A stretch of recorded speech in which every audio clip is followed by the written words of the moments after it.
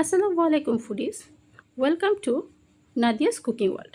আজকে আমি আপনাদের সাথে শেয়ার করব আফগানিস্তানের কাবুলি পোলাও। অনেকে এটাকে কাবুলি পোলাও হিসেবে চিনে থাকে। ঘরে থাকা সামান্য কিছু উপকরণ দিয়ে অথেন্টিক এই পোলাওটি যখন তখন রান্না করে নিতে পারবে। কাবুলি পোলাও রান্নার জন্য খুব বেশি পরিমাণে উপকরণ প্রয়োজন না হলেও এর রান্নার ধরনটা অন্যান্য রান্নার থেকে একটু ভিন্ন। এই রান্নার ভিন্নতার কারণে কাবুলি পোলাওয়ের একটা বিশেষত্ব আছে। কাবুলি পোলাওয়ের বিশেষত্ব হচ্ছে এর মাংসটা হবে সফট অ্যান্ড জুসি, পোলাওটা হবে ঝরঝরা। তো আমরা এই রান্নাটা কিভাবে করব সেটা আমি পুরো ভিডিওটি আপনাদের সাথে শেয়ার করব এবং আপনাদের সুবিধার্থে সম্পূর্ণ ভিডিও ডিসক্রিপশন বক্সে আমি লিখে দিয়ে দিব। তো কথা না বাড়িয়ে আমি এখন রান্নাটা শুরু করা যাক। এখানের পোলাও রান্নার জন্য আমি নিয়ে নিচ্ছি 1 কাপ পরিমাণ সয়াবিন তেল। একটি হাঁড়িতে হালকা গরম করে নিয়েছি।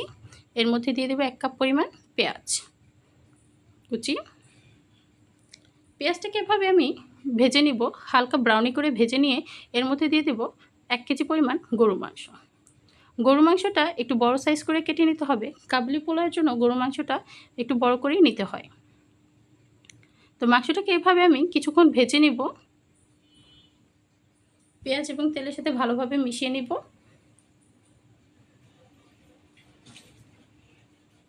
এর মধ্যে দিয়ে দেব 2টো এলাচ, 2টো দারচিনি, 1 টেবিল চামচ আদা বাটা,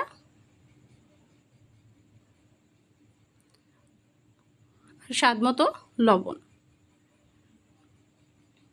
সবগুলো উপকরণ খুব পারফেক্টলি দিতে হবে, কারণ এখানে মাংস রান্নার জন্য আমি যে মশলাগুলো ব্যবহার করব এই মশলা দিয়েই আমি পোলাও রান্না করব। পোলাওয়ের জন্য আলাদা কোনো মশলা ব্যবহার করব না। তো এখানে আমি সবগুলো খুব ভালোভাবে মাংসের সাথে মিশিয়ে নিচ্ছি। এভাবে মাংসটাকে আমি 10 থেকে 15 মিনিট ভেজে নিব।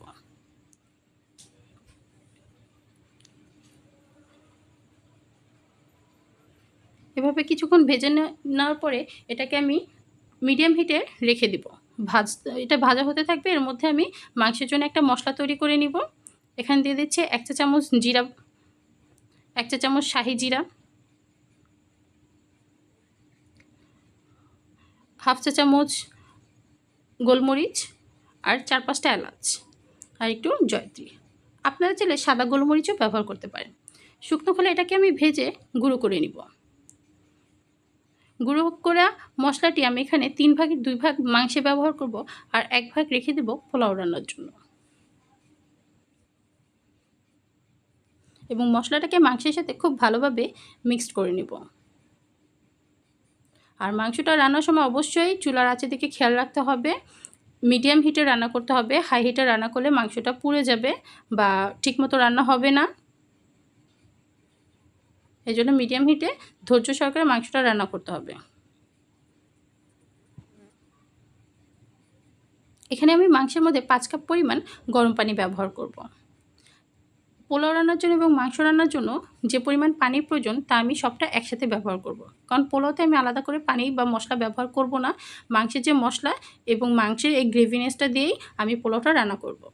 তাই আমি একসাথে 5 কাপ পানি দিয়ে দিচ্ছি এবং মিডিয়াম হিটে এই মাংসটা রান্না করব, যাতে ঝোলটাও শুকিয়ে আসে, মাংসটাও সুন্দরভাবে রান্না হয়।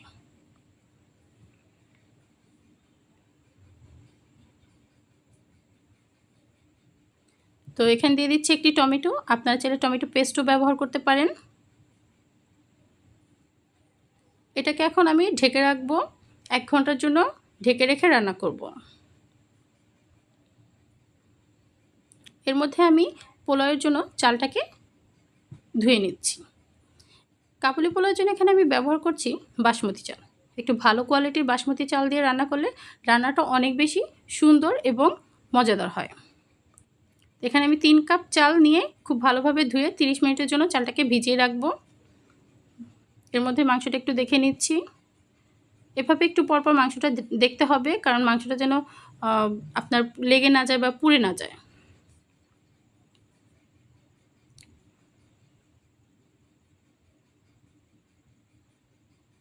তো এভাবে বারবার একটু চেক করতে হবে। আমি আবার একটু পরপর দেখছি।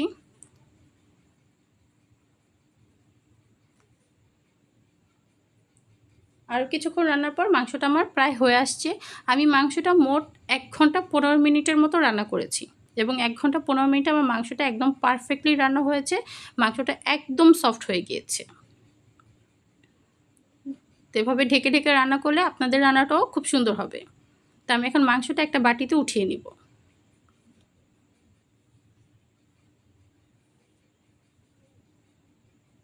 এবং মাংস রান্নার সময় আমি যে এলাচ আর দারচিনি ব্যবহার করছি ওটাও আমি উঠিয়ে নিব।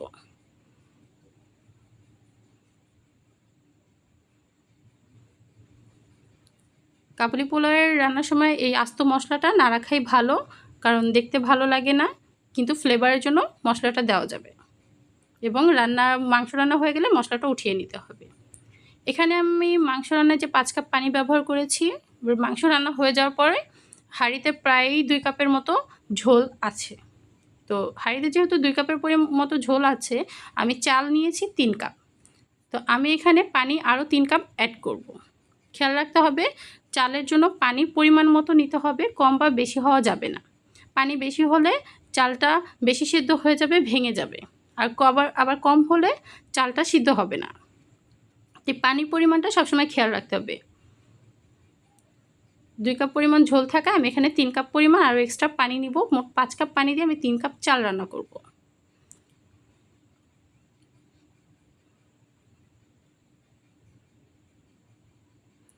চালটাকে মশলার সাথে আমি একটু হালকা করে মিশিয়ে নিচ্ছি।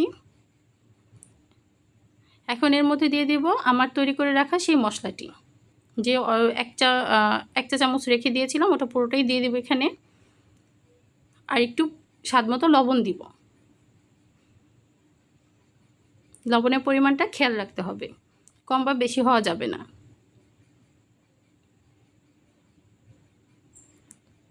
এটাকে আলতো হাতে মিশিয়ে নিব, খুব বেশি নাড়াচাড়া করব না। এখন এর মধ্যে দিয়ে দিব 3 কাপ গরম পানি।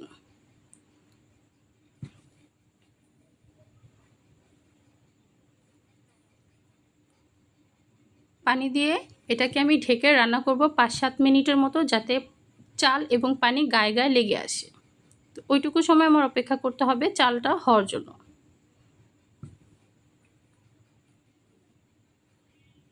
এর মধ্যে এক্সট্রা কোনো মশলার ব্যবহার করার দরকার নেই। কম মশলায় কাবুলি পোলাওটা এভাবেই রান্না করা হয়। চালটা আমার হয়ে আসছে, দেখতেই পাচ্ছেন এখানে চালটা আর পানিটা গায়ে গায়ে লেগে আছে।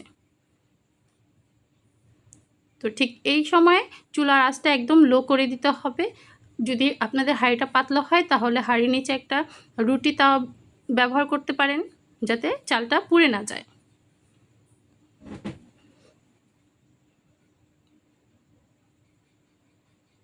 তো এর মধ্যে আমি মাংসটাকে এখন সাজিয়ে দেব। মাংসটা সাজিয়ে মাংসের ঝোলটাও দিয়ে দিলাম। এবং আমি আগে থেকেই তৈরি করে নিয়েছিলাম গাজর, কাঠবাদাম, চীনাবাদাম আর কিশমিশ একসাথে ঘিয়ে ভেজে নিয়েছিলাম। এইটুকু যেন কোনোভাবে স্কিপ না হয়, কারণ কাবুলি পোলাওয়ের সৌন্দর্য এবং বিশেষত্বই হচ্ছে বাদাম, গাজর। অবশ্যই এটা দিতে হবে। আপনারা চাইলে এখানে সাদা কিশমিশের পরিবর্তে কালো কিশমিশও ব্যবহার করতে পারেন। এবং ভেজে রাখা ঘিগুলো দিয়ে দিচ্ছি এখানে। এভাবে 4-5টা কাঁচামরিচ দিয়ে আমি চালটাকে 20 মিনিটের জন্য দমে দিয়ে দিব। এবং 20 মিনিট পর চালটাকে একবার উল্টে নিব। খুব বেশি নাড়াচাড়া করা যাবে না, একবার কি 2বার উল্টে দিয়ে চালটা রান্না করতে হবে। তো 20 মিনিট পর আমার চালটা হয়ে গেছে। দেখতে পাচ্ছেন আমার চালটা খুব সুন্দরভাবে ঝরঝরা হয়েছে, রান্না হয়েছে। একটার সাথে আরেকটা লেগে যায়নি।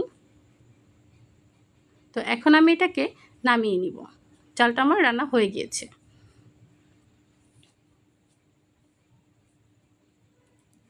পোলাওটা এখন আমি একটি সার্ভিসিং ডিশে সার্ভ করে নিব। এটা কিন্তু আফগানিস্তানের একটি অথেন্টিক রেসিপি। এটা যদি আপনার ভালো লেগে থাকে তাহলে অবশ্যই বাসায় রান্না করে আমাকে কমেন্ট বক্সে জানাবেন। এটা রান্না করে না খেলে বুঝতেই পারবেন না এটা স্বাদটা যে কতটা সুস্বাদু। এই রেসিপিটি খুব অল্প উপকরণ দিয়ে খুব সহজেই ঘরে বসেই রান্না করা যায় এবং অনেকটা আপনার দোকানের রান্নার মতোই হয়ে থাকে। আপনি খেলে বুঝতে পারবেন না দোকানেরটা আর বাসার রান্নার মধ্যে তফাৎটা কী। কারণ দোকানিরাও একই প্রসেসে এই বিরিয়ানিটা রান্না করে থাকে। এটাকে এখন সুন্দরভাবে একটু সাজিয়ে গুছিয়ে নিব এবং উপরে গাজর বাদাম দিয়ে একটু ডেকোরেশন করে নিচ্ছি। তো আমার রেসিপিটি যদি আপনাদের কাছে ভালো লেগে থাকে অবশ্যই পুরো রেসিপিটি দেখে রান্না করবেন এবং আমার চ্যানেলটি সাবস্ক্রাইব করে রাখবেন পরবর্তী ভিডিও পাওয়ার জন্য। তো সবাইকে আজকের মতো আল্লাহ হাফেজ, ভালো থাকবেন।